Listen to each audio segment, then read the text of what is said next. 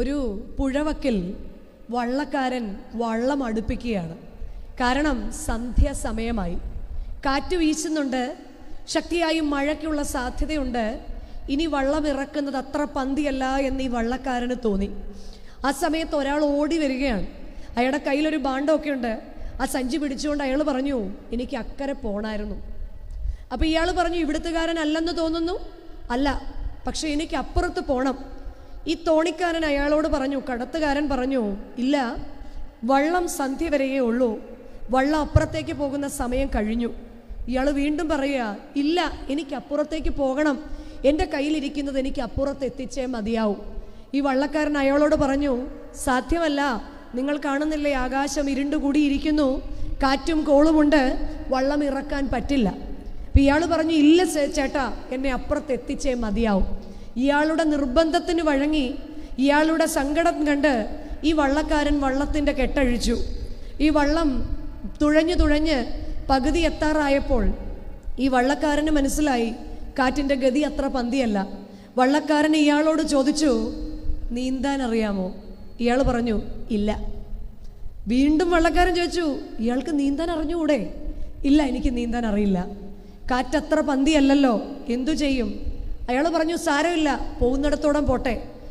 അല്പനേരത്തിന് ശേഷം ഇടിവെട്ടി ശക്തമായി മഴ പെയ്തു. വള്ളം അയാളുടെ കയ്യിൽ നിന്നില്ല, വള്ളം മറിഞ്ഞുപോയി. വള്ളം മറിഞ്ഞു കഴിഞ്ഞപ്പോൾ ഈ തുഴയുന്ന ഈ തോണിക്കാരൻ മുങ്ങിയിട്ട് നോക്കുകയാണ്, ഈ കൂടെ ഉണ്ടായിരുന്ന ആളെവിടെയെന്ന്. കൂടെയുണ്ടായിരുന്ന ആളിനെ അവിടെയൊക്കെ നോക്കി, കണ്ടില്ല. ആഴത്തിൽ തനിക്ക് പറ്റുന്നത് പോലെയൊക്കെ ഊളിയിട്ട് നോക്കി, പറ്റിയില്ല. വളരെ നിരാശയോടെ ഈ വള്ളക്കാരൻ അക്കരെ നീന്തി കയറുകയാണ്. അക്കരെ നീന്തി കയറിയപ്പോൾ തന്നെയും കാത്ത് തൻ്റെ തോണിയിൽ ഉണ്ടായിരുന്നയാൾ നനഞ്ഞു വിറച്ച് കയ്യിലിരിക്കുന്ന ഭാണ്ഡവും കെട്ടിപ്പിടിച്ചിരിക്കുകയാണ്. തോണിക്കാരൻ ആദ്യം സന്തോഷം തോന്നിയെങ്കിലും പിന്നെ ദേഷ്യം തോന്നി. ഇയാളോട് ചോദിച്ചു, നിങ്ങളെങ്ങനെ ഇവിടെ എത്തി? അത് ഞാനിവിടെ എത്തി. നിങ്ങളല്ലേ പറഞ്ഞ നിങ്ങൾക്ക് നീന്താൻ അറിഞ്ഞുകൂടാന്ന്? അത് ഞാൻ ഇപ്പോഴും പറയുന്നു, എനിക്ക് നീന്താൻ അറിഞ്ഞുകൂടാ. ഈ നീന്താൻ അറിയാത്ത നിങ്ങൾ എങ്ങനെയാണ് പിന്നെ ഇവിടെ എത്തിയത്? അയാൾ മറുപടിയായി പറഞ്ഞു, എനിക്ക് ഇക്കരെ എത്തിയേ മതിയാവൂ, എൻ്റെ കയ്യിലിരിക്കുന്ന സാധനങ്ങൾ അവിടെ ഏൽപ്പിച്ചേ മതിയാവൂ. അതുകൊണ്ട് ഞാൻ ഒന്നും നോക്കിയില്ല, എങ്ങനെയൊക്കെയോ ഞാൻ ഈ കരയിലെത്തി. ഈ തോണിക്കാരൻ്റെ മുൻപിൽ ഇയാൾ പറയുകയാണ്, എനിക്ക് നീന്താൻ അറിയില്ലെങ്കിലും എനിക്ക് അക്കരെ പോയേ മതിയാവൂ, അതുകൊണ്ട് ഞാൻ എങ്ങനെയൊക്കെയോ നീന്തി ഇവിടെ എത്തി. പ്രിയമുള്ള വിശ്വാസികളുടെ സമൂഹമേ, നമ്മുടെ ജീവിതത്തിലും പലപ്പോഴും ജീവിതം ആരംഭിക്കുമ്പോൾ നമുക്ക് നീന്താൻ അറിഞ്ഞുകൂടാ, നമുക്ക് തുഴയാൻ അറിഞ്ഞുകൂടാ. പലയിടത്തും കാറ്റും കോളും ഒക്കെ നമ്മുടെ ജീവിതത്തിൽ ഉണ്ടാകാറുമുണ്ട്, പലയിടത്തൊക്കെ നമ്മൾ സ്റ്റക്കാകാറുമുണ്ട്. പക്ഷേ ജീവിതത്തിൻ്റെ എന്തൊക്കെയോ നമ്മെ ശക്തിയായി നീന്താൻ പ്രേരിപ്പിക്കുകയും നമ്മുടെ കയ്യിലുള്ള ഈ ഭാണ്ഡങ്ങൾ യഥാസ്ഥാനത്ത് ലക്ഷ്യസ്ഥാനത്ത് എത്തിച്ചേ മതിയാവൂ എന്നൊരു ബോധം ഒരപ്പനും അമ്മയ്ക്കും ഉണ്ടാകുമ്പോൾ മാത്രമാണ് നമ്മൾ തുഴയുന്ന വഞ്ചി പലപ്പോഴും ആടിയാലും, നമ്മൾ തുഴയുന്ന വഞ്ചി പലപ്പോഴും മുങ്ങിയാലും ലക്ഷ്യസ്ഥാനത്തിനു വേണ്ടി രണ്ടറ്റം കൂട്ടിമുട്ടിക്കുവാനുള്ള ഓട്ടത്തിലുള്ള ജീവിതമാണ് നമ്മുടെ ഓരോരുത്തരുടെയും. ഇതുപോലെ തന്നെയാണ് നമ്മുടെ ഈ ലോകത്തിലെ ജീവിതം. വരാനുള്ള എവിടെയൊക്കെയോ എത്തിച്ചേരാനുള്ള ഓട്ടത്തിൻ്റെ ആദ്യ ഭാഗമാണ്. സ്വർഗസിയോനിലേക്ക് ലക്ഷ്യം വെച്ച് യാത്ര ചെയ്യുന്ന സഞ്ചാരികളാണ് നമ്മൾ ഓരോരുത്തരും. ഈ ഭൗതിക ജീവിതം എന്നതുപോലെ തന്നെ ആത്മീയമായ ഒരു ജീവിതം എനിക്കുണ്ട് എങ്കിലും എൻ്റെ ദൈവം എനിക്കായി കാത്തിരിക്കുന്നു ഉണ്ട് എന്നുള്ള ആ നല്ല പ്രതീക്ഷയാണ് നമ്മളെ ഓരോരുത്തരെയും ജീവിതത്തിലേക്ക് എത്തിക്കുന്നത്. അതിന് നമ്മളെ സഹായിക്കുന്നതാണ് ഈ നോമ്പും പ്രാർത്ഥനകളുമൊക്കെ. നോമ്പും ഉപവാസവുമൊക്കെ അതിൻ്റെ അങ്ങേ അറ്റ പൂർത്തീകരണത്തിലേക്ക് എത്തിക്കൊണ്ടിരിക്കുകയാണ്. നോമ്പ് അതിൻ്റെ 25 ദിവസം കഴിഞ്ഞുള്ള അടുത്ത 25 ദിവസത്തിലേക്ക് പ്രവേശിച്ചിരിക്കുക. നോമ്പിനൊരു പ്രത്യേകതയുണ്ട് കേട്ടോ. ചിലരൊക്കെ ഈ നോമ്പിൻ്റെ വണ്ടിയിൽ ആദ്യം കയറുന്നവരാ. ചിലർ ഈ 25 ദിവസത്തിന് വേണ്ടി വെയിറ്റ് ചെയ്ത് രണ്ടാം ഭാഗത്ത് വണ്ടിയിൽ കയറിയിട്ടുള്ളവരും ഈ വണ്ടിയിലുണ്ട്. ഈ മൂന്നാം ഭാഗത്തിന് കയറാൻ 36-ാം ഞായറാഴ്ച കഴിഞ്ഞ് കയറാൻ ഓശാനയ്ക്ക് ഒരാഴ്ച മുൻപ്, ഇനി ഓശാനയുടെ അന്ന് മുതൽ നോമ്പിനകത്ത് കയറാൻ ആഗ്രഹിക്കുന്നവരും ഒക്കെ ഈ കൂട്ടത്തിൽ ഇരിപ്പുണ്ട്. എന്നാൽ നോമ്പ് ജയത്തിൻ്റെ അടയാളവും ശത്രുവായ സാത്താൻ്റെ നേരെയുള്ള തോക്കാത്ത ആയുധവുമാണ്. എന്തിനാണ് നമുക്ക് കൂടെ നോമ്പ് നോക്കുന്നതെന്ന് ചോദിച്ചാൽ നമ്മൾ ചോദിക്കും, പ്രാർത്ഥിച്ചാൽ പോരെ? നോമ്പ് നോക്കേണ്ട ആവശ്യമുണ്ടോ? നോമ്പിൻ്റെ പ്രാർത്ഥനയിൽ നമ്മൾ ചൊല്ലാറുണ്ട്, പ്രാർത്ഥനയാൽ നാം ദൈവത്തോട് നടന്നാണ് അടുക്കുന്നതെങ്കിൽ നോമ്പും ഉപവാസവുമാകുന്ന 2 ചിറകുകൾ കൊണ്ട് ദൈവസന്നിധിയിലേക്ക് പറന്നു പോകുകയാണ് നമ്മൾ ചെയ്യുന്നത്.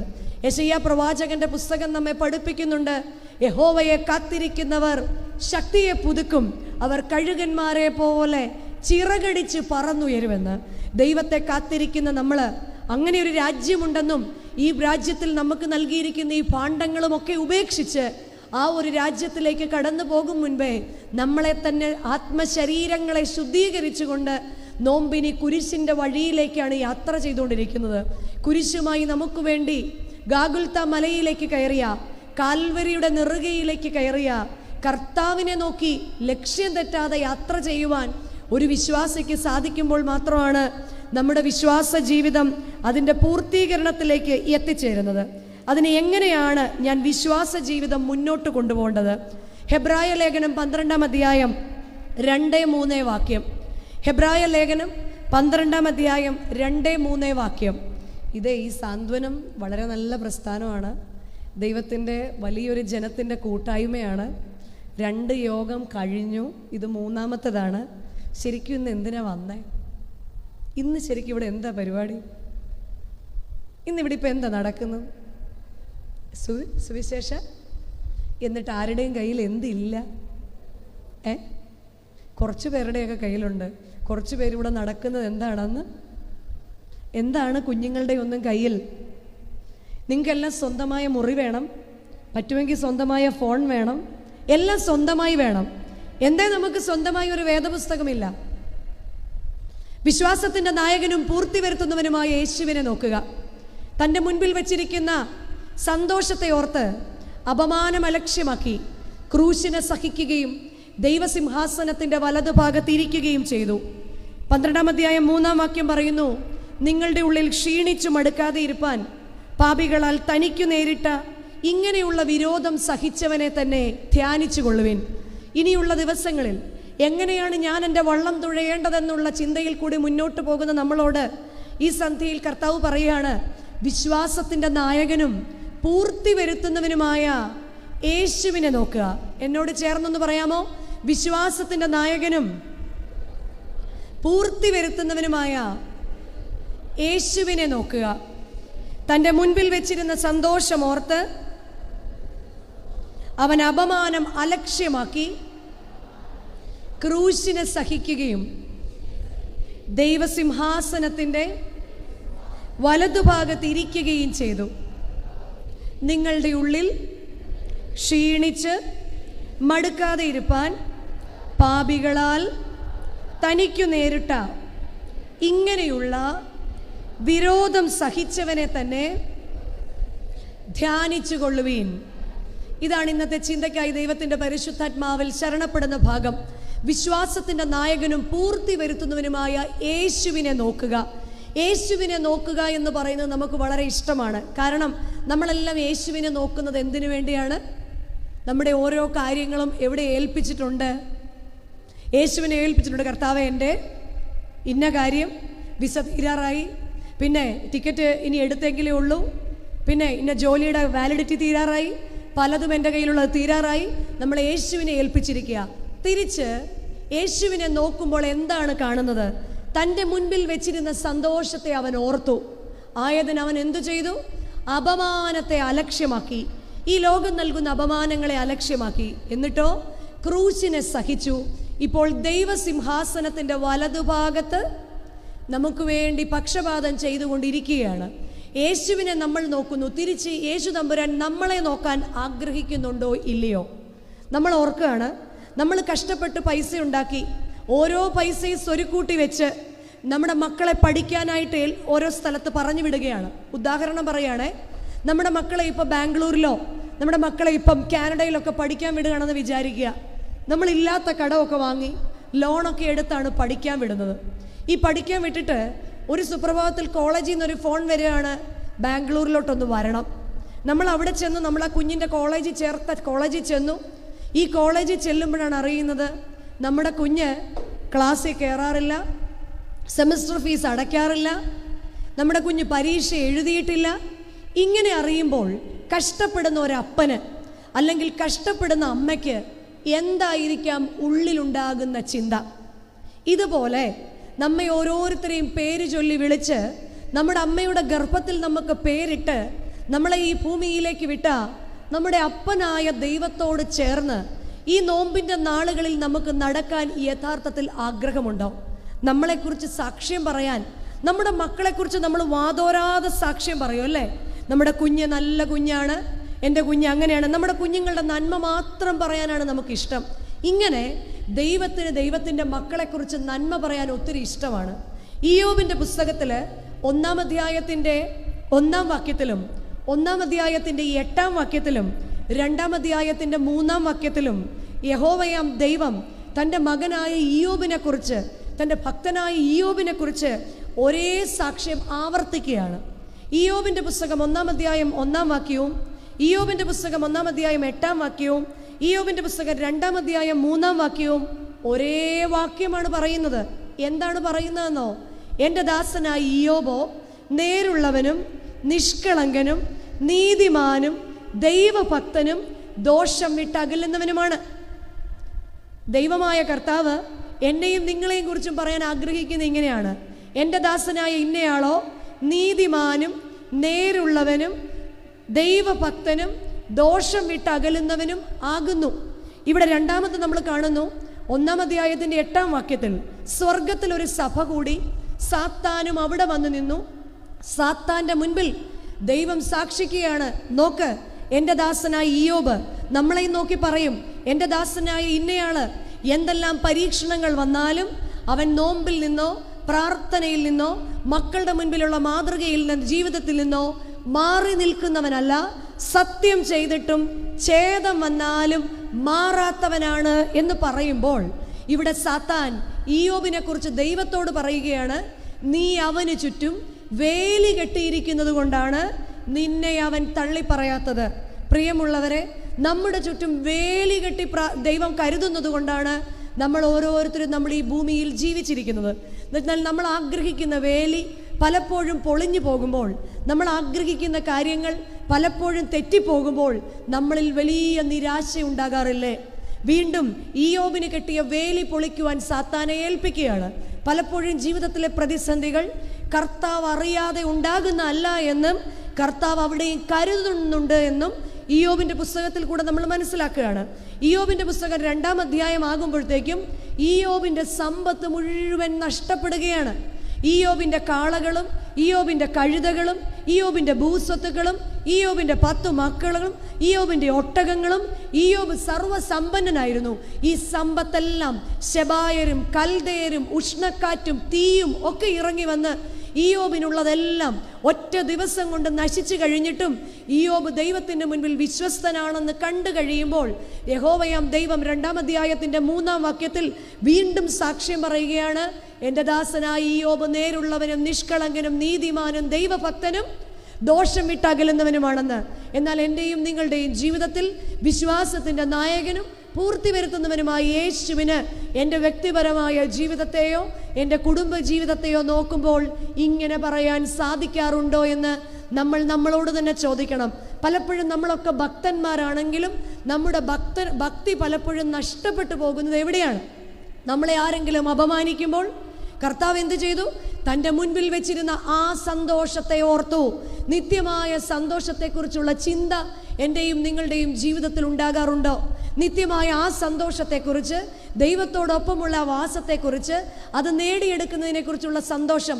സ്വർഗത്തിൽ പോകാൻ ഇഷ്ടമുണ്ടോ? ഓ ഇല്ലയോ? സ്വർഗത്തിൽ പോകണ്ടെന്ന് ആഗ്രഹമുള്ള ആരെങ്കിലും ഉണ്ടോ? എനിക്ക് സ്വർഗത്തിൽ പോകണ്ട, നരകത്തിൽ മതി എന്നുള്ള ചിന്തയുള്ള ആരെങ്കിലും ഉണ്ടോ? ഇല്ല. ആരെങ്കിലും ഇല്ല. കാരണം എന്താ? നമുക്ക് എല്ലാവർക്കും എവിടെ പോകാനാണ് ഇഷ്ടം? എപ്പോഴാണ് സ്വർഗത്തിൽ പോകുന്നത്? നമ്മളെപ്പോഴാണ് സ്വർഗത്തിൽ പോകുന്നത്? മരിച്ചു കഴിയുമ്പം. മരിക്കാൻ ആർക്കെങ്കിലും ഇഷ്ടമുണ്ടോ? അത് ഇത്രയും നേരം ശബ്ദമില്ലാത്തവരുടെ എല്ലാ ശബ്ദം, ഇത്രയും നേരം കൈകെട്ടിരുന്നവരുടെ എല്ലാ ശബ്ദം അല്ലേ? നമുക്കാർക്കും തൻ്റെ മുൻപിൽ വെച്ചിരിക്കുന്ന സന്തോഷത്തെ ഓർത്ത് കർത്താവ് അപമാനത്തെ അലക്ഷ്യമാക്കി. എന്നിട്ട് എന്തു ചെയ്തു? ജീവിതം അവന് കൊടുത്ത കുരിശിനെ സഹിക്കുകയും ഇന്ന് ദൈവസിംഹാസനത്തിന്റെ വലതുഭാഗത്തിരിക്കുകയാണ്. ജീവിതത്തിന്റെ അപമാനങ്ങളെയും കുരിശുകളെയും ഏറ്റെടുക്കുമ്പോൾ മാത്രമാണ് പിതാവിന്റെ മടിയിൽ ലാസർ ഇരിക്കുന്നത് പോലെ ഇരിക്കാൻ സാധിക്കുകയുള്ളൂ എന്നാണ് കർത്താവ് നമ്മളെ പഠിപ്പിച്ചിരിക്കുന്നത്. എന്നിട്ട് 12-ാം അധ്യായത്തിന്റെ 3-ാം വാക്യത്തിൽ പറയാണ്, ഇങ്ങനെയുള്ള വിരോധം, പാപികളാൽ തനിക്ക് നേരിട്ട വിരോധം സഹിച്ചവനെ ധ്യാനിച്ച് മുന്നോട്ട് പോകണം. നമ്മുടെ ജീവിതത്തിലും കഷ്ടങ്ങളും രോഗങ്ങളും ദുഃഖങ്ങളും പ്രതിസന്ധികളും ഒക്കെ ഉണ്ടാകും. എന്നാൽ ഇവയെ അതിജീവിച്ച ക്രിസ്തുവിനെ മാതൃകയാക്കാൻ ഈ ദിവസങ്ങളിൽ ഏറ്റവും ക്രിസ്തുവിനോട് അടുത്തിരിക്കേണ്ട ദിവസമാണ്. കാരണം ഈ ദിവസത്തിന്റെ പ്രത്യേകത എന്താണ്? നോയമ്പ് അതിന്റെ പൂർത്തീകരണത്തിലേക്ക് എത്തിക്കൊണ്ടിരിക്കുകയാണ്. കർത്താവിനെ പരീക്ഷിച്ചവനായ സാത്താൻ ആഗൽ കറുസായുടെ വഞ്ചന എന്റെയും നിങ്ങളുടെയും ഭവനത്തിലും നമ്മുടെ ചുറ്റിലും ചുറ്റി സഞ്ചരിക്കും. കാരണം ദൈവത്തിന്റെ പുത്രനെ പോലും പരീക്ഷിച്ചവനാണ് ആര്? സാത്താൻ. വിശുദ്ധ മത്തായിയുടെ സുവിശേഷം 4-ാം അധ്യായം ഇങ്ങനെ പറയുന്നു, അനന്തരം പിശാചിനാൽ പരീക്ഷിക്കപ്പെടേണ്ടതിന് യേശുവിനെ ആത്മാവ് മരുഭൂമിയിലേക്ക് നടത്തി. മരുഭൂമിയിൽ 40 നാൾ അവൻ ഉപവസിച്ചതിന് ശേഷം അവന് വിശക്കുന്നവനായി കണ്ടപ്പോൾ സാത്താൻ അവന്റെ അടുക്കലേക്ക് കടന്നു ചെന്നു. 40 ദിവസം നമ്മുടെ കർത്താവ് നോറ്റു. അവൻ ആഗൽ കറുസായെ ജയിച്ചു എന്നാണ് നമ്മൾ ആ ഒരു പ്രാർത്ഥനയിൽ പാടി പഠിക്കുന്നത്. എന്നിട്ട് കർത്താവിന്റെ അടുക്കലേക്ക് ചെന്നിട്ട് പറഞ്ഞു, നീ ദൈവപുത്രനെങ്കിൽ ഈ കല്ലിനെ, അതെങ്കിലും പറ, കല്ലിനെ. അപ്പോൾ കർത്താവ് എന്തു മറുപടിയായി പറഞ്ഞു? മനുഷ്യൻ അപ്പം കൊണ്ട് മാത്രമല്ല ജീവിക്കുന്നത്, ദൈവത്തിന്റെ വായിൽ നിന്ന് വരുന്ന വചനങ്ങൾ കൊണ്ടാണ്. രണ്ടാമത് വീണ്ടും സാത്താൻ പറയാ, നീ ദൈവപുത്രനല്ലേ, ഈ ദേവാലയത്തിന്റെ പൊക്കത്തിൽ നിന്ന് താഴേക്ക് ചാട്, കാരണം ദൈവത്തിന്റെ ദൂതന്മാർ നിന്നെ കൈകളിൽ താങ്ങുമല്ലോ. മൂന്നാമത് വീണ്ടും പറയാ, നീ ദൈവപുത്രനല്ലേ, നീ എന്നെ വീണ് നമസ്കരിക്കുക, ഈ കാണുന്നതെല്ലാം ഞാൻ നിനക്ക് തരാം എന്ന് പറയുമ്പോൾ മറുപടിയായി കർത്താവ് പറയാണ്, നിന്റെ ദൈവത്തെ മാത്രമേ നീ കുമ്പിട്ട് നമസ്കരിക്കാവൂ, ആരാധിക്കാവൂ എന്ന്. ഇന്നും ഈ 3 പരീക്ഷണങ്ങൾ മാത്രമാണ് എൻ്റെയും നിങ്ങളുടെയും ജീവിതത്തിലുള്ളൂ. ഇതിനപ്പുറത്ത് ഒരു പരീക്ഷണവും നമ്മുടെ ജീവിതത്തിൽ ഇല്ല. ഇന്നും ഈ 3 പരീക്ഷണങ്ങളാണ്. ഒന്ന്, അപ്പത്തിനു വേണ്ടിയുള്ള നമ്മുടെ അലച്ചിൽ. അപ്പോൾ നമുക്കറിയാം ദൈവത്തിൻ്റെ വായിൽ നിന്ന് വരുന്ന വചനങ്ങൾ കൊണ്ട് ജീവിക്കേണ്ടവരാണ് നമ്മൾ. എന്നാൽ വചനം കേൾക്കുന്നതല്ലാതെ വചനം അനുസരിക്കാനോ കുടുംബത്തിൽ പ്രാവർത്തികമാക്കാനോ നമുക്ക് സാധിക്കാറുണ്ടോ? വചനം കേട്ടു, എങ്ങനെ ഉണ്ടായിരുന്നു? ഓ സൂപ്പറായിരുന്നു. എന്തായിരുന്നു? എന്നിട്ട് എന്താ പറഞ്ഞേ? എന്താ പറഞ്ഞെന്നറിയത്തില്ല, പക്ഷെ പറ. സൂപ്പറായിരുന്നു. എന്ത്? ദൈവത്തിൻ്റെ വചനം സൂപ്പറാ. കാരണം അത് എവിടെ നിന്ന് വന്നതാണ്? വചനം ദൈവത്തോട് കൂടെയായിരുന്നു, വചനം ദൈവം തന്നെയായിരുന്നു. അതുകൊണ്ട് എന്തായിരിക്കും അത്? സകലത്തെ സൃഷ്ടിച്ചവൻ എപ്പോഴും ആരായിരിക്കും മക്കളെ? സൂപ്പറായിരിക്കും അല്ലേ? എന്നാൽ ദൈവത്തിൻ്റെ വചനങ്ങൾ കൊണ്ട് ജീവിക്കുവാൻ, വചനം അനുസരിക്കുവാൻ, വചനം ധ്യാനിക്കുവാൻ, വചനം പാലിക്കുവാൻ നമുക്ക് സാധിക്കാറുണ്ടോ? നീ നിന്നെ പോലെ നിന്റെ അയൽക്കാരനെ സ്നേഹിക്കുക എന്ന് പറയുമ്പോൾ നമ്മളെപ്പോഴും അയൽക്കാരനെ സ്നേഹിക്കണമെന്ന് കർത്താവ് പറഞ്ഞെന്നാ പറയുന്നത്. പക്ഷെ കർത്താവ് എന്താ പറഞ്ഞത്? നീ നിന്നെ പോലെ നിന്റെ അയൽക്കാരനെ. നീ നിന്നെ പോലെ എന്ന് പറയുന്നതിൻ്റെ അർത്ഥം എന്താണ്? ഞാൻ ഏറ്റവും കൂടുതൽ സ്നേഹിക്കുന്ന ആരെയാ?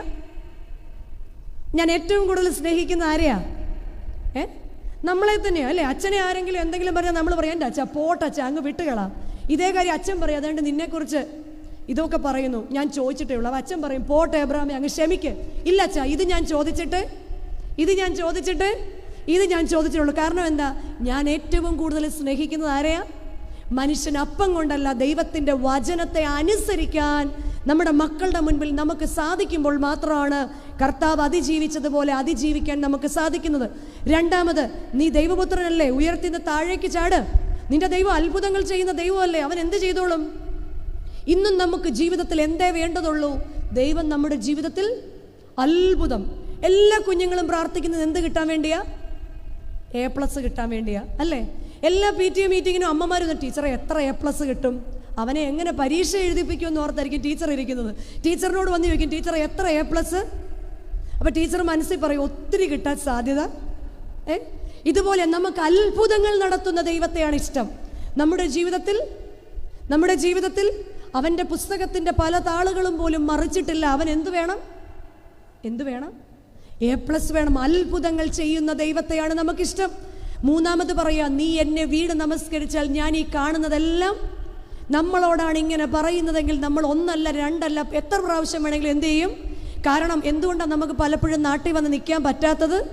നമുക്ക് കാണുന്നതെല്ലാം വേണം. അതുകൊണ്ട് കൊതിയും മതിയും നമ്മുടേത് പലപ്പോഴും. അതുകൊണ്ട് അച്ചായ വരല്ലേ, ഈ വേക്ക് പോയിട്ട് ഇപ്രാവശ്യം കൂടെ ഒന്ന് പോകും. ഇപ്രാവശ്യം ഇല്ലടി എനിക്ക് വയ്യ, ഇല്ലല്ല ഇപ്രാവശ്യം കൂടെ ഒന്ന് പോയിട്ട് മോൻ്റെ പഠിത്തം കഴിയുമ്പോഴത്തേക്ക് മോള് 12ാം ക്ലാസ് കഴിയും. അച്ഛാ ഇപ്രാവശ്യം കൂടെ അച്ഛനൊന്ന് പോ, അല്ലേ? ഈ വീണ് നമസ്കരിച്ച് ഉള്ളതിനെയെല്ലാം നമ്മുടെ ജീവിതത്തിൽ ദൈവസന്നിധിയിൽ ദൈവത്തോട് ചേർന്ന് നിൽക്കാൻ എൻ്റെ ഈ ലോകത്തിൽ എന്തെങ്കിലും തടസ്സമാകാറുണ്ടോ? ഇവിടെ നമ്മുടെ ജീവിതത്തിലെ കഷ്ടങ്ങളും നഷ്ടങ്ങളും ക്രിസ്തു അനുഭവത്തിലെ 3 വഴികൾ. ഒന്നാമത്, അവസരങ്ങളെ അനുഗ്രഹങ്ങളാക്കി മാറ്റാൻ നമുക്ക് സാധിക്കണം. എന്ത് സാധിക്കണം?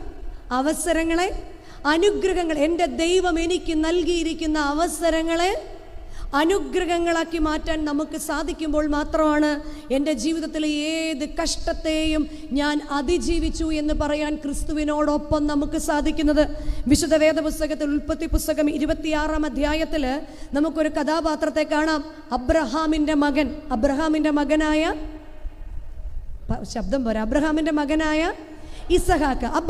മകനായ ഇസഹാക്ക്. ഇങ്ങനെയാണ് ആ അധ്യായം ആരംഭിക്കുന്നത്. അബ്രഹാമിൻ്റെ കാലത്ത് മുമ്പുണ്ടായിരുന്നത് പോലെ ഒരു വലിയ ക്ഷാമം ആ ദേശത്തുണ്ടായി. അബ്രഹാമിൻ്റെ മകനായ ഇസഹാക്ക് ഗരാർ എന്നൊരു ദേശത്തേക്ക് പോയി. അബ്രഹാം പണ്ട് ക്ഷാമമുണ്ടായപ്പോൾ പോയ ദേശമായിരുന്നു ഏത്? ഗരാർ എന്ന ദേശം. ആ ദേശത്തേക്ക് പോകും മുൻപ് ദൈവത്തോട് ആലോചന ചോദിച്ചപ്പോൾ യഹോവയാം ദൈവം ഇസഹാക്കിനോട് പറഞ്ഞു, നീ മിസ്രൈമിലേക്ക് പോകരുത്. എവിടേക്ക് പോകരുത്? നീ മിസ്രൈമിലേക്ക് പോകരുത്. ഞാൻ നിന്നെ കാണിക്കുന്ന ഗരാർ എന്ന ദേശത്തേക്ക് നീ പോകുക. വീണ്ടും യഹോവ അവനോട് പറയുകയാണ്, ഞാൻ നിന്നോട് കൽപ്പിക്കുന്ന ദേശത്ത് നീ പോകുക. 2, നീ ആ ദേശത്ത് താമസിക്കുക. 3, ഞാൻ നിന്നോട് കൂടെ ഇരുന്ന് നിന്നെ അനുഗ്രഹിക്കും. 4, നിനക്കും സന്തതിക്കും ഞാൻ ഈ ദേശം അവകാശമായി തരും. നമുക്കും വേണ്ടത് എന്തേ ഉള്ളൂ?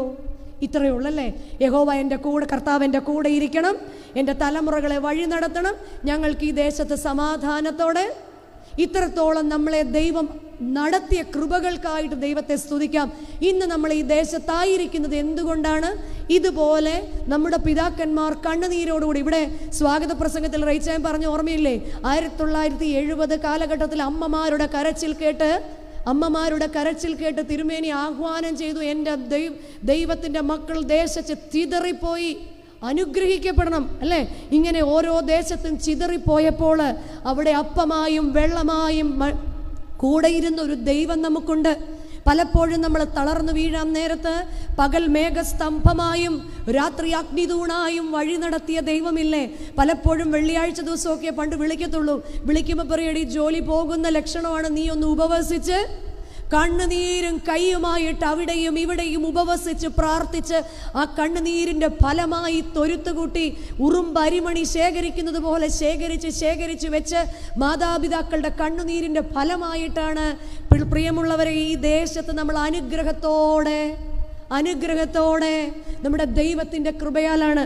അങ്ങനെ ദൈവത്തോട് അനുവാദം ചോദിച്ചാണ് ആര് ദേശത്ത് പോയത്? അബ്രഹാമിൻ്റെ മകനായ ഇസഹാക്ക് ആ ദേശത്ത് പോയത്. ആ ദേശത്തെക്കുറിച്ച് ഇങ്ങനെയാ പറയുന്നത്, അത് ഫെലിസ്ത്യരുടെ ദേശമായിരുന്നു, അത് അമാലേക്ക് ഭരിക്കുന്ന ദേശമായിരുന്നു. യഹോവ അവനോട് കൂടെ ഇരുന്നത് കൊണ്ട് രാജാവ് അവൻ അനുകൂലമായി ആ ദേശത്ത് ജീവിക്കാൻ അവസരം നൽകി. പലപ്പോഴും നമ്മളും കാലുകുത്തിയ ദേശങ്ങൾ അങ്ങനെ ആയിരുന്നില്ലേ പ്രിയമുള്ളവരെ? അന്യൻ്റെ ദേശം, അന്യരുടെ ദേശത്ത് കാലുകുത്താൻ മാതാപിതാക്കളുടെ കണ്ണുനീരാണ് കാരണമായത്. ആ ദേശത്ത് കാലുകുത്തി. ഇവിടെ എന്തു ചെയ്തു? ഇസഹാക്ക് ആ ദേശത്ത് കാലുകുത്തി. 26-ാം അധ്യായത്തിൻ്റെ 13-ാം വാക്യം പറയുകയാണ്, അവൻ ആ ദേശത്ത് കൃഷി ചെയ്തു, അവൻ 100 മേനി വിളഞ്ഞു, അവൻ ആ ദേശത്ത് വർദ്ധിച്ചു വന്നു. അവൻ ആ ദേശത്ത് വർദ്ധിച്ചു വരുന്നു എന്ന് കണ്ടു കഴിഞ്ഞപ്പോൾ ഫെലിസ്ത്യർക്ക് അവനോട് അസൂയ തോന്നി. ഫെലിസ്ത്യർ എന്തു ചെയ്തെന്നോ? അവൻ കൃഷിക്ക് ഉപയോഗിച്ചിരുന്ന കിണറങ്ങ് മൂടിക്കളഞ്ഞു. അടുത്ത ദേശത്തേക്ക് ഇസഹാക്ക് അടുത്ത ദേശത്തേക്ക് പോയെങ്കിലും ആട്ടിടയന്മാർ അവിടെ നിന്ന് അവനെ ഓടിച്ചു വിട്ടു. 3ാമത് വേറൊരു ദേശത്തേക്ക് പോയി. വീണ്ടും ആട്ടിടയന്മാർ ഇസഹാക്കിൻ്റെ അപ്പനായ അബ്രഹാം കുത്തിയ കിണറിൽ നിന്ന് വെള്ളം കൊടുക്കാതെ അവിടുന്ന് ഓടിച്ചു വിട്ടു.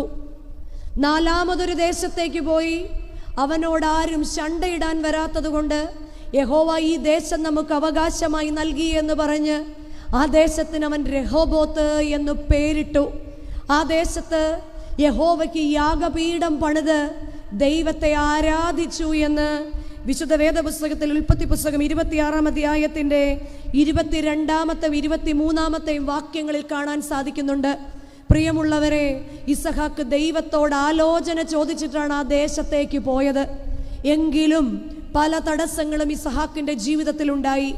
ആദ്യം തന്നെ ഫെലിസ്ത്യർ അവൻ്റെ കിണർ മണ്ണിട്ട് മൂടിക്കളഞ്ഞു. പ്രിയമുള്ളവരെ, നമ്മൾ കാണുന്ന സ്വപ്നങ്ങൾ പലപ്പോഴും മക്കൾ മണ്ണിട്ട് മൂടിക്കളയാറില്ലേ? നമ്മൾ കാണുന്ന ആഗ്രഹങ്ങളിൽ നിന്ന് നമ്മളെ തൊടാതെ മറ്റുള്ളവർ നമ്മളെ പരിഹസിക്കാറില്ലേ? ചുറ്റിലുമുള്ളവർ നമ്മളൊന്ന് അല്പസ്വല്പം ഇല്ലാതെ വെള്ളം കുടിക്കാതെ കൂട്ടിവെച്ച് നമ്മൾ എന്തെങ്കിലും ഉണ്ടാക്കുമ്പോൾ ഇവർക്ക് ഇഷ്ടം പോലെ പണമാണ് എന്ന് പറഞ്ഞ് നമ്മളെ മാറ്റി നിർത്താറില്ലേ? പലപ്പോഴും സ്റ്റാറ്റസും ജോലിയും പറഞ്ഞ് നമ്മളെ നീക്കി നിർത്താറില്ലേ? പലപ്പോഴും നമ്മളെ അവജ്ഞയോടെ മാറ്റി നിർത്തി സംസാരിക്കാറില്ലേ? പലപ്പോഴും നിറത്തിൻ്റെ പേരിലും കുടുംബ മഹിമയുടെ പേരിലും ജോലിയുടെ പേരിലുമൊക്കെ പലപ്പോഴും പലയിടത്തു നിന്നും ഇസഹാക്കിനുണ്ടായതുപോലെയുള്ള വേദനകൾ നമ്മുടെ ജീവിതത്തിൽ ഉണ്ടായില്ലേ? ഉണ്ടാകുമ്പോഴൊക്കെയും ഈ ഇസഹാക്ക് നമ്മുടെ മുൻപിൽ ഒരു മാതൃകയായി തീരണം.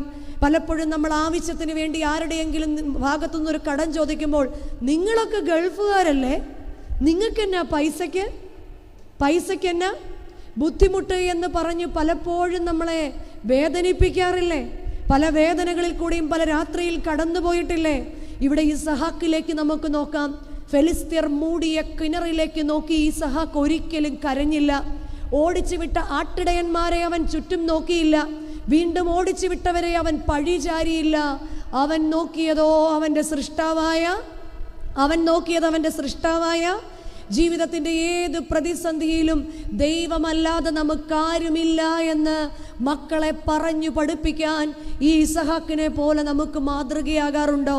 ഇന്നത്തെ മക്കളെ സംബന്ധിച്ച് അവർ ഭാഗ്യമുള്ള തലമുറയാണ്. കാര്യം എന്താണ്? അവർ ജനിച്ചപ്പോഴേ എന്തെല്ലാം ആയി? കാറും വീടും മതിലും AC-യും അല്ലേ?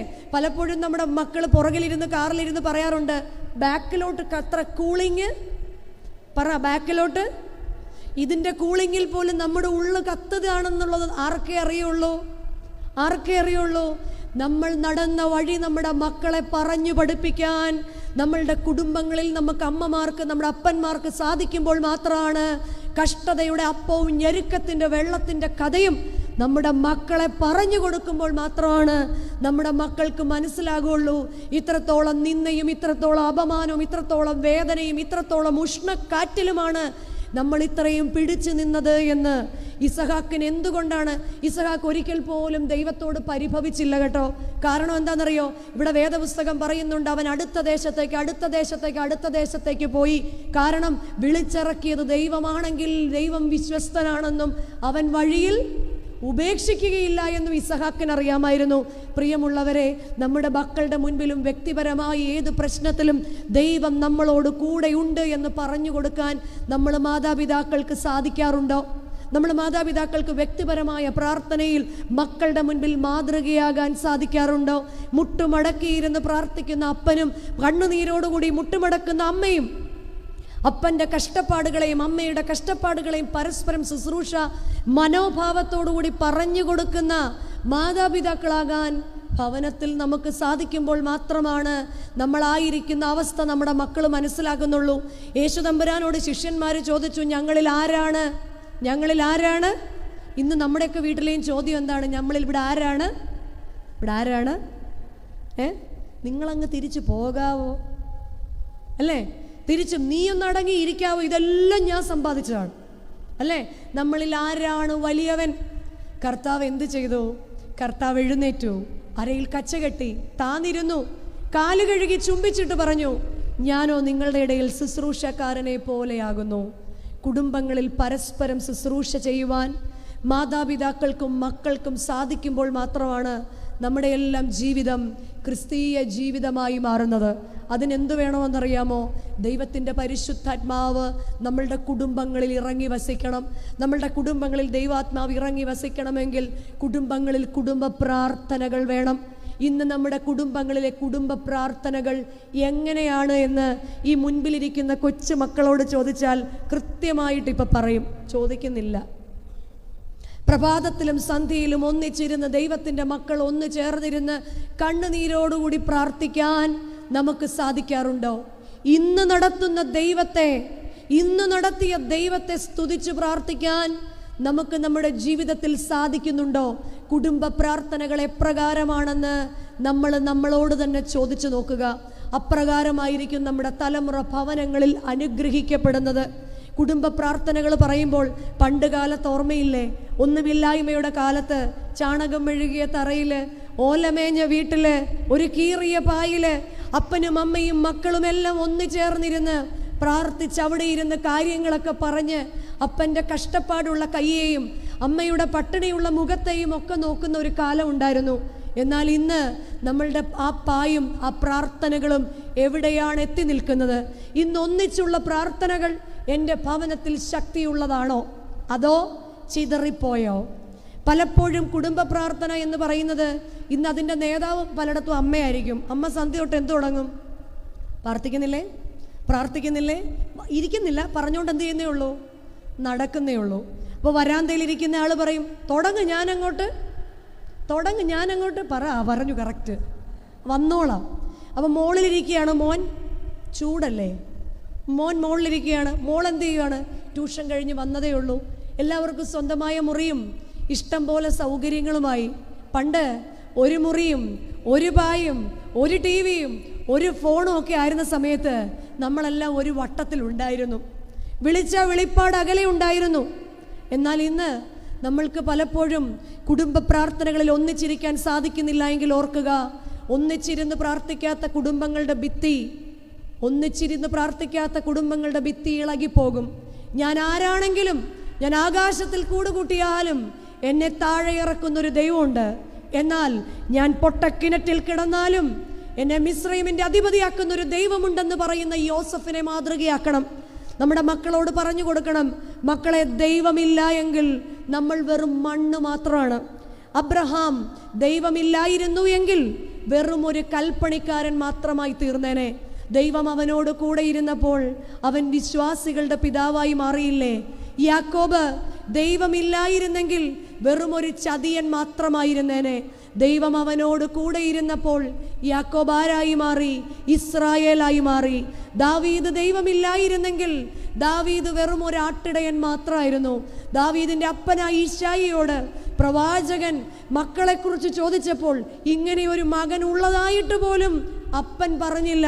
എങ്കിലും സ്വർഗത്തിലെ അപ്പൻ അവനെ പേര് ചൊല്ലി വിളിച്ചത് കൊണ്ടല്ലേ ദാവീദ് ഇസ്രായേലിൻ്റെ പേര് കേട്ട രാജാവായി മാറിയത്. ഏലിയാവ് ദൈവമില്ലായിരുന്നെങ്കിൽ ഭയന്നോടി ഗുഹയ്ക്കുള്ളിൽ ഇരിക്കുകയുള്ളായിരുന്നു. ദൈവം അവനോട് കൂടെ ഇരുന്നത് കൊണ്ടല്ലേ ആഹാബിൻ്റെ കൊട്ടാരത്തിലേക്ക് നെഞ്ചും വിരിച്ച് സത്യത്തിനു വേണ്ടി എഴുന്നേറ്റ് നിൽക്കാൻ ഏലിയാവിന് സാധിച്ചത്. എസ്തർ ദൈവമില്ലായിരുന്നെങ്കിൽ ഒരു വിജാതീയ സ്ത്രീ മാത്രമായിരുന്നു. എന്നാൽ ദൈവത്തിൻ്റെ പൊൻചെങ്കോൽ അവളുടെ നേരെ നീട്ടിയത് കൊണ്ടല്ലേ ആ രാജകീയ പദവിയിലേക്ക്, രാജ്ഞി പദവിയിലേക്ക് അവൾ ഉയർത്തപ്പെട്ടത്. പ്രിയമുള്ളവരെ, നമ്മുടെ മക്കളോട് പറഞ്ഞു കൊടുക്കണം, ഈ കാണുന്നതെല്ലാം കർത്താവ് തന്നതാ. കണ്ണുനീരോടുകൂടി അധ്വാനിച്ചു എൻ്റെ കർത്താവ് സ്വർഗത്തിൽ നിന്ന് തന്നതാണ്. നമുക്കുള്ളതെല്ലാം ദൈവത്തിൻ്റെ ദാനമാണ്. നമ്മൾ വെറും മണ്ണാണ്. ഇതെല്ലാം ഒറ്റയൊരു അസുഖത്തിന് മാത്രമേ ഉള്ളൂ. വെറുതെ ഒന്ന് ആശുപത്രിയിൽ പോയിട്ട് തിരിച്ചു വന്നാൽ 1 ലക്ഷം രൂപ വെറുതെ അങ്ങ്, ശരിയല്ലേ? വെറുതെ ഒന്ന് പോയിട്ട് ടെസ്റ്റ് നടത്തി വരുമ്പോഴത്തേക്ക് 1.5 ലക്ഷം രൂപ. നമ്മൾ ഉണ്ടാക്കിയതെല്ലാം ഒറ്റ രോഗത്തിനേ ഉള്ളൂ. അവസരങ്ങളെ അനുഗ്രഹങ്ങളാക്കി മാറ്റാൻ കുടുംബ പ്രാർത്ഥനകളിൽ ചേർന്ന് വരണം. വീണ്ടും ഇവിടെ തൻ്റെ ദേശത്ത്, ഈ ദേശത്ത്, ദൈവം തനിക്കു തന്ന ദേശത്ത് ആരും തന്നോട് ശണ്ടയിടുന്നില്ല എന്ന് കണ്ടു കഴിഞ്ഞപ്പോൾ എന്താ ഇസഹാക്ക് ചെയ്തത്? ഇസഹാക്ക് ദൈവത്തിന് യാഗപീഠം പണിതു. നമ്മുടെ പൂർവികരെല്ലാം തന്നെ 1970 മുതൽ ഗൾഫിൻ്റെ പല പ്രദേശത്ത് പോയപ്പോൾ അന്യരുടെ രാജ്യമായിരുന്നു അത്. എങ്കിലും നമ്മുടെ വിശ്വസ്തതയും ദൈവത്തോടുള്ള നമ്മുടെ നിലവിളിയും സ്വർഗത്തിൽ കണ്ടിട്ടല്ലേ. ഏത് രാജ്യത്താണ് നമുക്ക് ആലയങ്ങളില്ലാത്തത്? അത്രയും തന്ന ദൈവത്തെ സ്തുതിക്കാൻ ഇന്ന് നമുക്ക് ആലയത്തിൽ ചേർന്ന് വരാൻ സാധിക്കാറുണ്ടോ? നമ്മളുടെ ദേവാലയത്തിൽ ആരാധനയ്ക്കുള്ള നമ്മളുടെ പാർട്ടിസിപ്പേഷൻ എങ്ങനെയാണ്? പലപ്പോഴും നമ്മൾ വരുന്നത് നമുക്കിഷ്ടമുള്ള സമയത്താണ്. വന്നു കഴിഞ്ഞാലോ ഫാനാണ് നമ്മുടെ ലക്ഷ്യം, കർത്താവല്ല. കർത്താവാണോ ഫാനാണോ നമ്മുടെ ലക്ഷ്യം? ഫാനാണ് നമ്മുടെ ലക്ഷ്യം. കാരണം എന്താ? അപ്പോൾ രാവിലെ 7 മണിക്ക് വന്നവനെ ഒരു ഒറ്റ തള്ളു കൊടുത്തിട്ടാണ് നമ്മൾ 9 മണിക്ക് വന്നവൻ എവിടെ നിൽക്കുന്നത്? പിന്നെ നമ്മളിൽ കുറച്ച് പേര് ഒരു കുഞ്ഞ് നമുക്ക് കയ്യിലുണ്ടെങ്കിൽ നല്ലതാണ്, പിന്നെ ഒരു ബിസ്ക്കറ്റും കൊണ്ട് നമുക്ക് ഇങ്ങനെ പിന്നെ വേറെ കൊടിമരം, മതില്, ഓഫീസ്, ഇവിടെ എല്ലാം ഇരുന്ന് കഴിഞ്ഞ് പരിശുദ്ധ കുർബാന പടിഞ്ഞാറേക്ക് എടുത്തു കഴിയുമ്പോൾ 4 പാടൊന്ന് ഓടിക്കൂടും. എന്തോ അത്യാഹിതം, മണിയടിക്കുന്നുണ്ട്, അച്ഛൻ വരുന്നുണ്ട്, ആകെ ബഹളം, അല്ല നമ്മൾ ഓടിക്കൂടും. ഇങ്ങനെയാണോ നമ്മൾ നമ്മുടെ ആരാധന ജീവിതം നമ്മുടെ മക്കളെ പഠിപ്പിച്ചു കൊടുക്കുന്നത്? വിശ്വസ്തയോടെ ദേവാലയത്തിലേക്ക് കടന്നു വരുവാൻ ദൈവത്തിൻ്റെ മുൻപിൽ കണ്ണുനീരോടുകൂടി തുടക്കം മുതൽ ഒടുക്കം വരെ പ്രാർത്ഥിക്കണമെന്ന് മക്കളോട് പറയുകയല്ല ചെയ്യേണ്ടത്. മറിച്ച് നമ്മുടെ ജീവിതത്തിൽ നമ്മൾ നമ്മുടെ മക്കളെ കാണിച്ചു കൊടുക്കുവാൻ വ്യക്തിപരമായ പ്രാർത്ഥനയും കുടുംബ പ്രാർത്ഥനയും ആരാധനയും നമ്മുടെ ജീവിതത്തിൽ നിർബന്ധമായും നമ്മുടെ മക്കൾക്ക് കൊടുക്കേണ്ട അവകാശങ്ങളാണ്.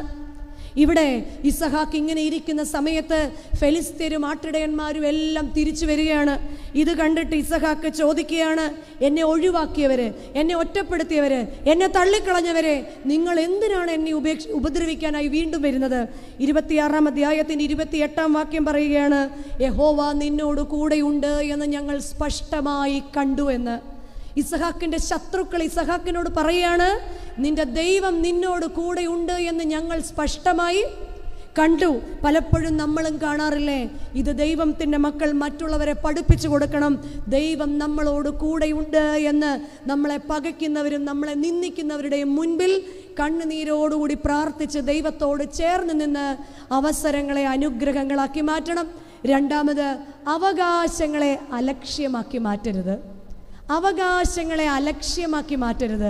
ദൈവം നമുക്ക് നൽകിയിരിക്കുന്ന ഒന്നാമത്തെ അവകാശമാണ് അബാ പിതാവേ എന്ന് വിളിക്കുന്ന പുത്രത്വത്തിൻ്റെ അവകാശം. ഈ അവകാശം അലക്ഷ്യമാക്കി കളയരുത്. ഈ പുത്രത്വത്തിൻ്റെ അവകാശം എന്ന് പറയുമ്പോൾ നമ്മളൊരു കുഞ്ഞ് എന്തെങ്കിലും ഒരു തെറ്റ് ചെയ്യുമ്പോൾ ആദ്യം എന്താ പറയുന്നത്? ഇവനാ ഇന്നിടത്തെ തോമസിൻ്റെ മകനല്ലേ, അയ്യോ എന്ത് നല്ല മനുഷ്യനാ തോമാച്ചൻ, ഇവനെന്താ ഇങ്ങനെ അല്ലേ? എന്താ കാര്യം? എന്താ കാര്യം? അവൻ്റെ അപ്പനെക്കുറിച്ചുള്ള നാട്ടുകാരുടെ സാക്ഷ്യം അയാൾ നല്ലവനാണ്. അതുപോലെയാണ് നമുക്കും പുത്രത്വത്തിൻ്റെ ഈ വഴിയിലിട്ട് നശിപ്പിക്കരുത്. എന്ത്? നമ്മുടെ ആ ഒരു ക്രിസ്ത്യാനിറ്റി എന്ന് പറയുന്ന അവകാശം, ക്രിസ്തുവിനെ അനുകരിക്കുവാൻ നമ്മുടെ അവകാശങ്ങളിൽ നമുക്ക് സാധിക്കാറുണ്ടോ? നമ്മുടെ അവകാശമാണ് കുടുംബജീവിതം. കുടുംബജീവിതത്തിൽ ക്രിസ്തുവിനെ അനുകരിക്കാൻ നമുക്ക് സാധിക്കാറുണ്ടോ? നമ്മുടെ അവകാശമാണ് നമ്മുടെ ആരാധനാ ജീവിതം. ഇവിടെ ഒരു ക്രിസ്തുവായി തീരുവാൻ നമുക്ക് സാധിക്കാറുണ്ടോ? ഇല്ലാത്തവൻ്റെ അടുക്കൽ ക്രിസ്തുവായി തീരാൻ നമുക്ക് സാധിക്കാറുണ്ടോ? വിശുദ്ധ വേദപുസ്തകത്തിൽ സംഖ്യാപുസ്തകം 20-ാം അധ്യായത്തിൽ ഇസ്രായേൽ ജനം അങ്ങനെ പലായനം ചെയ്തുകൊണ്ടിരിക്കുന്ന കാലത്ത് ഇസ്രായേൽ മക്കൾ സീൻ മരുഭൂമിയിലെത്തി. സീൻ മരുഭൂമിയിലെത്തിയ ജനം, അവർക്കൊരു പ്രത്യേകത ഉണ്ടായിരുന്നു. അവരാഗ്രഹിക്കുന്നത് കിട്ടിയില്ലെങ്കിൽ അവരുടനെ ദൈവത്തിനെതിരെ പിറുപിറുക്കുന്ന ഒരവസ്ഥ ഈ ഇസ്രായേൽ ജനത്തിനുണ്ടായിരുന്നു. അത് ഏറെക്കുറെയൊക്കെ ഇപ്പം നമ്മുടെ മക്കൾക്കും ഇതുണ്ട്. അവരാഗ്രഹിക്കുന്ന സാധനം ഉടനെ കിട്ടിയില്ലെങ്കിൽ അപ്പനും കൊള്ളുകയില്ല അല്ലേ? ഇന്ന് നമ്മുടെ വീടിൻ്റെ വാതിക്കലോട്ട് വരണം, പച്ചയ്ക്ക് പച്ച, നീലയ്ക്ക് നീല, എത്ര ചെരുപ്പാ അല്ലേ? എന്നിട്ട് ചൂണ്ടിക്കാണിക്കുന്നത് കൊടുത്തില്ലെങ്കിൽ, പണ്ട് ഒറ്റ ഒരു വള്ളിച്ചെരുപ്പേ ഉള്ളൂ, അത് പൊട്ടാൻ നമുക്ക് ആഗ്രഹം, പക്ഷെ പൊട്ടിപ്പോയ അടിയ. ശരിയല്ലേ? അവരാഗ്രഹിക്കുന്നത് കിട്ടിയില്ലെങ്കിൽ ആര് ചീത്തയാണ്? അപ്പം മക്കളെ പ്രീതിപ്പെടുത്താൻ വേണ്ടി നമ്മുടെ ഇന്നത്തെ ഏറ്റവും വലിയ ആരാധനാ പാത്രം ആരാന്നറിയോ? നമ്മളിന്ന് ഏറ്റവും കൂടുതൽ ആരാധിക്കുന്ന ആരെയാ? നമ്മുടെ മക്കളെയാണ്. എന്നിട്ട് നമ്മൾ പറയും, ഞങ്ങളോ കഷ്ടപ്പെട്ടു, ഞങ്ങളുടെ കുഞ്ഞുങ്ങൾ സ്കൂളിലൊക്കെ വന്നേ പല അമ്മമാരും പറയും, എൻ്റെ ടീച്ചറെ ഒരു ജോലിയും ഞാൻ ഇവളെ കൊണ്ട് ചെയ്യിപ്പിക്കാറില്ല. അപ്പം ഞാൻ തിരിച്ചു ചോദിക്കും, അതെന്താ? ഞാനോ കഷ്ടപ്പെട്ടു, എൻ്റെ മക്കള്, എന്നാൽ ഈ കഷ്ടപ്പാട് ആരറിയണം? നിർബന്ധമായി നമ്മുടെ മക്കൾ അറിഞ്ഞെങ്കിൽ മാത്രമേ എന്താണ് അതിൻ്റെ വേദന എന്ന് നമ്മുടെ മക്കൾ അറിയുള്ളൂ. മഴ നനഞ്ഞവനോട് മാത്രമേ നനയുന്നതിൻ്റെ സുഖം പറഞ്ഞിട്ട് കാര്യമുള്ളൂ, അല്ലേ? ഇപ്പം ഈ ചൂട് വന്നിട്ട് നമുക്ക് സഹിക്കാൻ പറ്റുന്നുണ്ടോ? ഉണ്ടോ? ഈ ചൂടത്താണ് നമ്മുടെ ഏറിയ സഹോദരന്മാരും അവിടെ കിടക്കുന്നത്. നമ്മൾ കാണുന്നത് എന്താണ്? രാത്രി വീഡിയോ കോൾ വിളിക്കുമ്പം അപ്പേ ചൂടില്ലേ, ഇവിടെ എ സിയാ മോനെ. അപ്പേ അവിടെ നല്ല സുഖമായിട്ട് പകൽ ഈ അപ്പയെ ഒന്ന് വിളിച്ച് നോക്കണം, എരിഞ്ഞ് പൊരിഞ്ഞ് അല്ലേ? പലരും റോഡിലൊക്കെ പണിയെടുക്കുന്നത് കാണുമ്പോൾ നമ്മുടെ നെഞ്ച് പൊടിഞ്ഞു പോകും. ഓരോരുത്തർ കഷ്ടപ്പെടുന്നത് കാണുമ്പോൾ അയ്യോ, ഇങ്ങനെ കഷ്ടപ്പെട്ടിട്ടാണോ ഇവർ വീട്ടിലേക്ക് പൈസ അയക്കുന്നതെന്ന് നമ്മൾ ഓർത്തു പോകും, അല്ലേ? ഒരു ടാക്സി വിളിച്ച് പോയി കഴിഞ്ഞാൽ 10 ദിർഹം പോകുന്നത് കൊണ്ട് വെയിലാകുന്നതിന് മുൻപേ വെളുപ്പിന് എഴുന്നേറ്റ് പൈസ അയക്കാൻ പണ്ട് പോകുമായിരുന്നു. നമ്മൾ എന്ത് ചെയ്യും? ഇവിടുന്ന് ഓട്ടോ പിടിച്ച് പന്തളത്ത് പോയി ആ പൈസ എടുത്തിട്ട് തിരിച്ചു വരും, ഇല്ലേ? പുള്ളി അവിടെ വെയിലാവുന്നതിന് മുൻപ് നടന്ന് 10 ദിർഹം ലാഭിക്കാൻ വേണ്ടി നടന്നു പോയി പൈസ ഇടും. നമ്മൾ ഇവിടുന്ന് ഓട്ടോ പിടിച്ച് പന്തളത്ത് പോയി ആ പൈസ എടുത്തോണ്ട് തിരിച്ചു വരും. ഇത് പലപ്പോഴും എന്നിട്ട് ഈ മാസം ഇത്രേ ഈ മാസം ഇത്രേ ഉള്ളോ എന്നൊരു ചോദ്യമുണ്ട്. ഇത് കേൾക്കുമ്പോൾ തിരിച്ച് അറിയാവുന്ന ഭാഷയിൽ ഒരു ഉത്തരവും, ഇത് പരസ്പരം എല്ലാ മാസവും നമ്മളിങ്ങനെ കൈമാറിക്കൊണ്ടേ ഇരിക്കുകയും ചെയ്യും. കാരണം വീടിനെ രണ്ടറ്റത്ത് എത്തിക്കാൻ വേണ്ടിയാണ് ഈ ചോദിക്കുന്നതും ഈ ഉത്തരം പറയുന്നത് പറ്റാത്തത് കൊണ്ടുമാണ്. ഇവിടെ സീൻ മരുഭൂമിയിലെത്തിയ ഇസ്രായേൽ ജനം ഇതേ കാര്യം പറഞ്ഞു. എന്താ പറഞ്ഞത്? ഞങ്ങൾക്ക് മിസ്രൈമില് ഇറച്ചിക്കലങ്ങളും അപ്പക്കുട്ടകളും ഒലിവിൻ്റെ കായ്കളും മുന്തിരിക്കുലകളും ഒക്കെ ഉണ്ടായിരുന്നു. നീ എന്തിനാ ഞങ്ങളെ നരകിക്കാൻ മോശെ ഇങ്ങോട്ട് കൊണ്ടുവന്നത് എന്ന് പലപ്പോഴും ചോദിക്കാറുണ്ട്, അല്ലേ? പലപ്പോഴും നമ്മൾ ചോദിക്കാറുണ്ട്, ഇതിനേക്കാൾ ലാഭം നിങ്ങൾ നാട്ടിൽ വന്ന് പശുവിനെ വളർത്തിയാൽ മതിയല്ലോ എന്നൊക്കെ നമ്മൾ പറയാറുണ്ട്.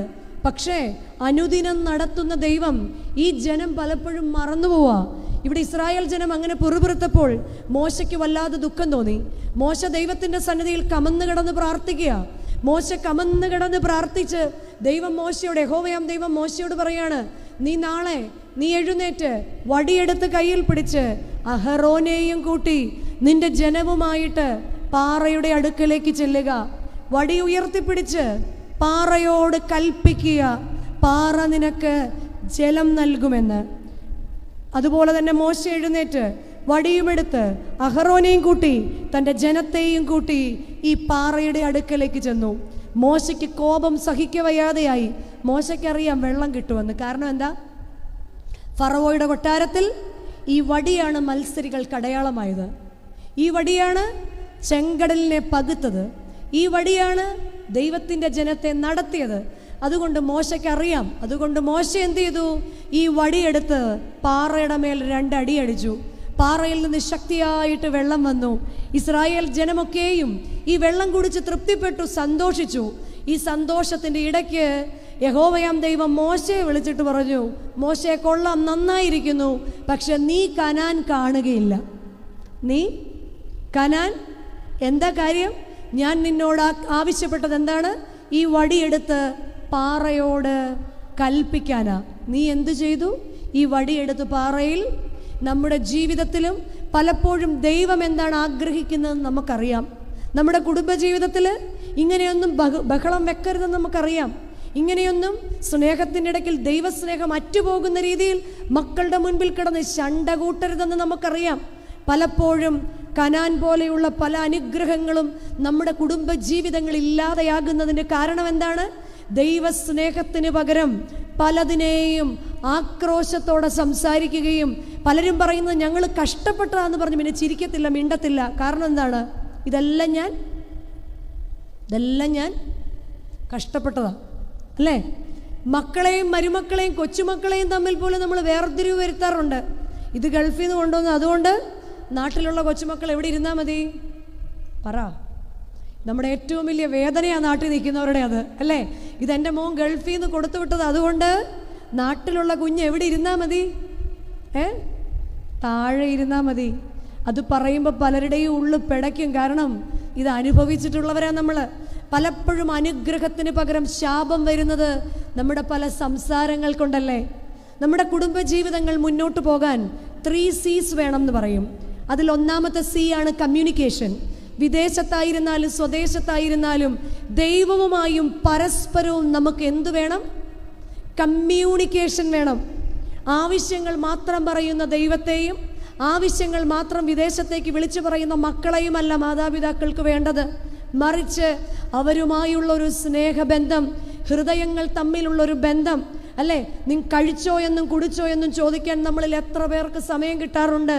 എന്നാൽ നമുക്ക് വേണ്ട ലിസ്റ്റുകൾ നമ്മൾ പറയുകയല്ല വേണ്ടത്, മറിച്ചൊരു കമ്മ്യൂണിക്കേഷൻ. തിരികെ നാട്ടിലേക്ക് എത്തുമ്പോൾ കുറേ പേരൊക്കെ എക്സ് ഗൾഫായിട്ട് തിരിച്ച് നാട്ടിലേക്ക് വന്നവരാ. ഈ നാട്ടിലേക്ക് വന്നു കഴിയുമ്പോൾ എന്തൊക്കെയോ ഒരു അഡ്ജസ്റ്റ്മെൻറ്റ് പ്രോബ്ലം ഉണ്ട്. നമുക്ക് വലിയ ഇഷ്ടമാണ് എല്ലാവരും തമ്മിൽ.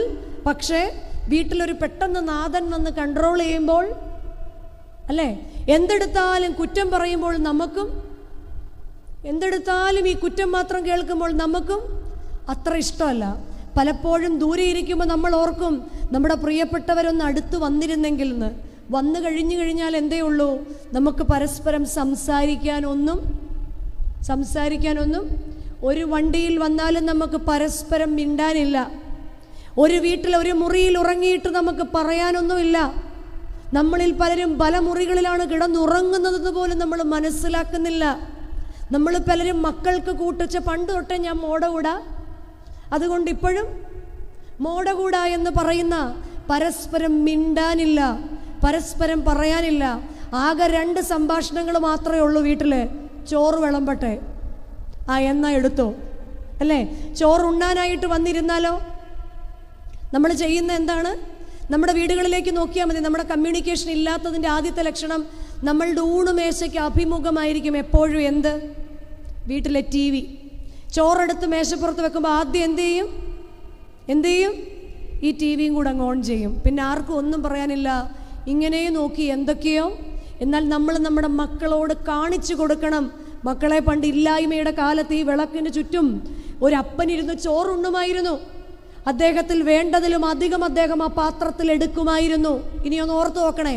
എന്നിട്ട് മനഃപൂർവ്വം ഒരു കോണിൽ ബാക്കി വെച്ചിട്ട് ഭാര്യയെ നോക്കി പറയുമായിരുന്നു, കളയണ്ട ഇത്.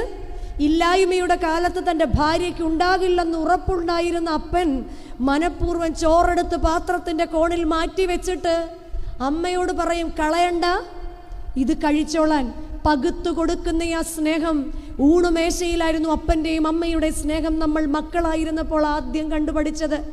സഹോദരങ്ങളുടെ ഇടയിൽ ആരുടെയെങ്കിലും പാത്രത്തിൽ കുറവുണ്ടെങ്കിൽ നമ്മൾ നമ്മുടെ കയ്യിലിരിക്കുന്നത് കൊടുത്തിട്ട് പറയും, പകുതി എടുത്തിട്ട് എനിക്ക് ഇച്ചിരി നീ മുഴുവൻ എടുക്കല്ലേ, പകുതി ഈ പകുത്തു കൊടുക്കുന്ന സഹോദര സ്നേഹം നമ്മൾ പഠിച്ചത് ഈ ഊണുമേശയുടെ ചുറ്റിലുമായിരുന്നില്ലേ? ഇന്ന് നമ്മുടെ ഊണുമേശകൾ നിറഞ്ഞു കവിഞ്ഞിരിക്കുകയാണ്, നമ്മുടെ അലമാരകൾ നിറഞ്ഞു കവിഞ്ഞിരിക്കുകയാണ്. പക്ഷെ പങ്കിട്ട് കൊടുക്കാൻ മാത്രം നമ്മൾ മറന്നുപോയി.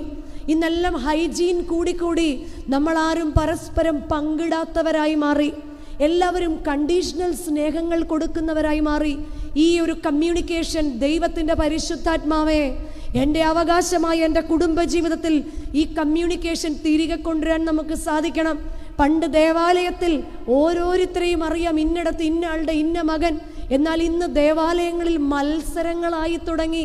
എന്നാൽ ദേവാലയങ്ങളിൽ മത്സരത്തിന് പകരം ക്രിസ്തുവിൻ്റെ സ്നേഹം പകുത്തു കൊടുക്കുവാൻ ഇല്ലേ? ഒരു പൊതുയോഗം എന്നൊക്കെ പറഞ്ഞു കഴിഞ്ഞാൽ എനിക്ക് തോന്നുന്നു അച്ഛൻ ഒരാഴ്ച പിന്നെ ഉറങ്ങത്തില്ല. കാരണം എന്താണ്? അച്ഛന് എന്ത് ചെയ്ത യോഗമാണ്? പൊതിക്കുന്ന യോഗമാണ്. ആ സ്ഥാനത്ത് ഇല്ലായ്മയുടെ കാലത്ത് കണ്ണുനീരോടുകൂടി ഈ ദേശത്ത് കല്ലും മണ്ണും ചുമന്ന് നമ്മുടെ പിതാക്കന്മാർ അവരുടെ ഇല്ലായ്മയും മിച്ചം പിടിച്ചും കൊടുത്ത പൈസ കൊണ്ട് പണിത ദേവാലയങ്ങളിൽ നമ്മുടെ മക്കളുടെ മുൻപിൽ നമ്മൾ മത്സരിക്കുമ്പോൾ പ്രിയമുള്ളവരെ ഓർക്കണം, കല്ലിന്മേൽ കല്ല് ശേഷിക്കാത്തതുപോലെ എന്നൊക്കെ പറയുന്നത് പോലെ ഈ ദേവാലയത്തിൻ്റെ വിശുദ്ധി നമ്മുടെ മക്കളുടെ മുൻപിൽ നശിപ്പിച്ച് കളയരുത്.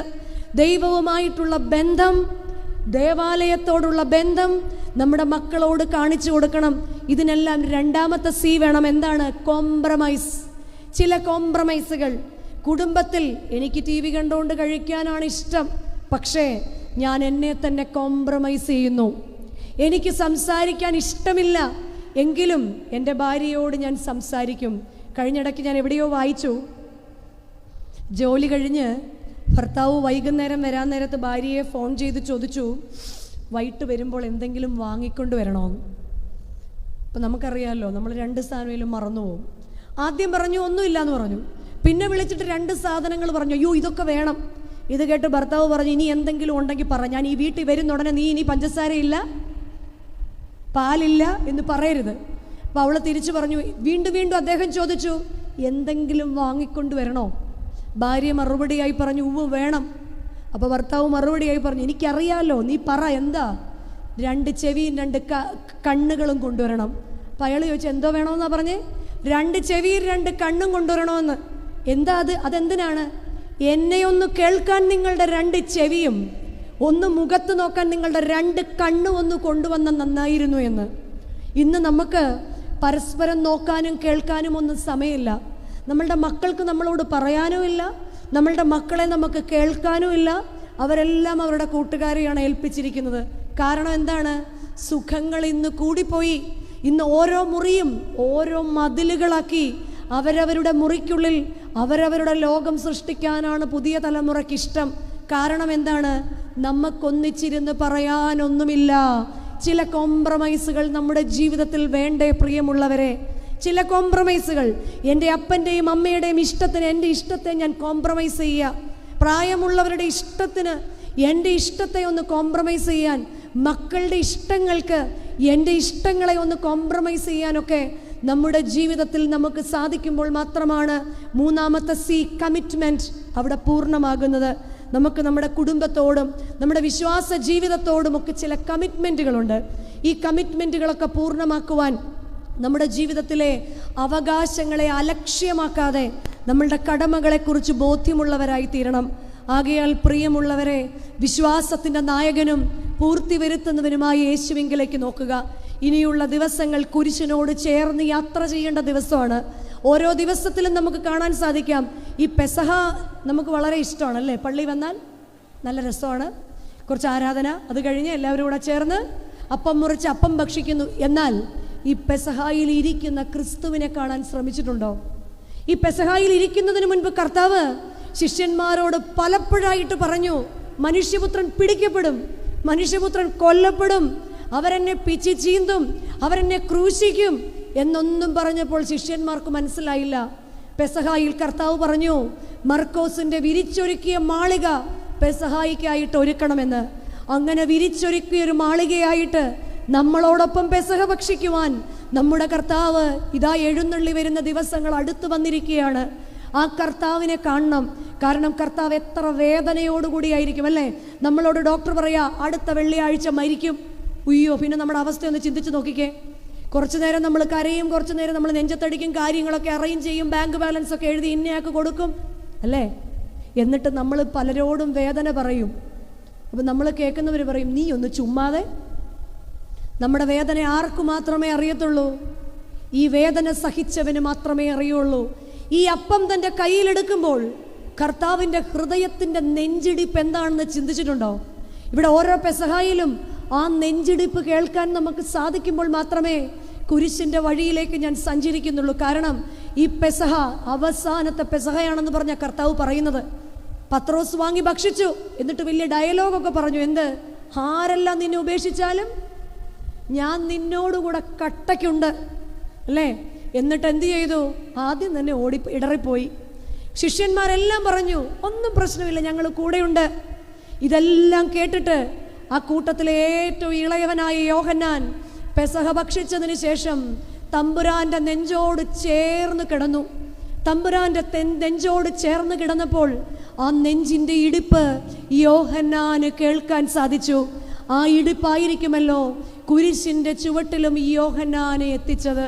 പ്രിയമുള്ളവരെ, പെസഹായുടെ ദിവസത്തേക്ക് നമ്മൾ അടുത്തു വരുമ്പോൾ മനുഷ്യപുത്രൻ തന്നെത്താൻ മുറിക്കപ്പെടുന്നത് പോലെ നമ്മളും നമ്മുടെ ദൈവത്തിൻ്റെ സന്നിധിയിൽ, കർത്താവേ, ഇതാ ഞാൻ നിന്നോടുകൂടെ പെസഹ ഭക്ഷിക്കാൻ ഇറങ്ങി വന്നിരിക്കുന്നു, നീ എൻ്റെ അടുക്കലേക്ക് എഴുന്നള്ളി വരണമേ എന്ന് പ്രാർത്ഥിക്കണം. നമ്മളോടൊപ്പം പെസഹ ഭക്ഷിക്കുന്നവനോട് തിരുശരീര രക്തങ്ങളെ വാങ്ങി ഭക്ഷിക്കുമ്പോൾ ക്രിസ്തുവിൻ്റെ നെഞ്ചിടിപ്പ് കേൾക്കാൻ നമുക്ക് സാധിക്കണം. അപ്പോൾ മാത്രമേ ആ വലിയ വെള്ളിയാഴ്ചയിൽ അവനേറ്റ അടിയെയും അതിവ്യഥയെയും ധ്യാനിക്കാൻ നമുക്ക് സാധിക്കുകയുള്ളൂ. യോഹന്നാനെ പോലെ കുരിശിൻ്റെ ചുവട്ടിൽ നിൽക്കുവാൻ നമുക്ക് ഓരോരുത്തർക്കും സാധിക്കുകയുള്ളൂ.